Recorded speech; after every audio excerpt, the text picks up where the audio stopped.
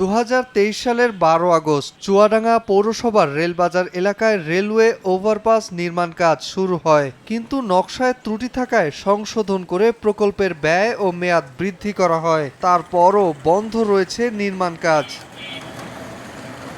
এদিকে 13টি স্প্যান বসানোর কাজ চলমান রেখে গা ঢাকা দেয় ঠিকাদারি প্রতিষ্ঠান। কাজ বন্ধ থাকায় জনদুর্ভোগ সৃষ্টি হয়েছে। দীর্ঘ সময় শহর জুড়ে যানবাহনের যানজট লেগেই থাকছে। রেলগেটেও যাত্রীদের অপেক্ষা করতে হচ্ছে দীর্ঘ সময়।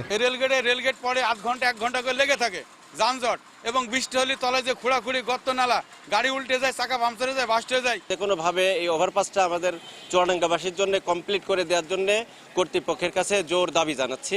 তবে কোনো সমাধান দিতে পারেনি সড়ক বিভাগ। সম্পূর্ণ অর্থ বরাদ্দ ও কাজের মেয়াদ আরও বৃদ্ধি পেলে কাজ শুরু হবে বলে জানান সংশ্লিষ্ট কর্মকর্তা। ঠিকাদারের টাইম এক্সটেনশন শুরু হলে এবং কাজটি শুরু করা যাবে, এবং 1 বছরের মধ্যে আশা করতেছি প্রকল্পের কাজটি সম্পূর্ণ হবে। সড়ক বিভাগের তথ্যমতে 442 মিটার দীর্ঘ ও প্রায় 10 মিটার প্রস্থের এই রেলওয়ে ওভারপাসের নির্মাণ ব্যয় বেড়ে দাঁড়িয়েছে 102 কোটি টাকা। এর মধ্যে কাজ শেষ হয়েছে 60%। প্রকল্পের মেয়াদ সবশেষ 2025 সালের জুন পর্যন্ত বাড়ানো হয়েছিল। সময় সংবাদ, চুয়াডাঙ্গা।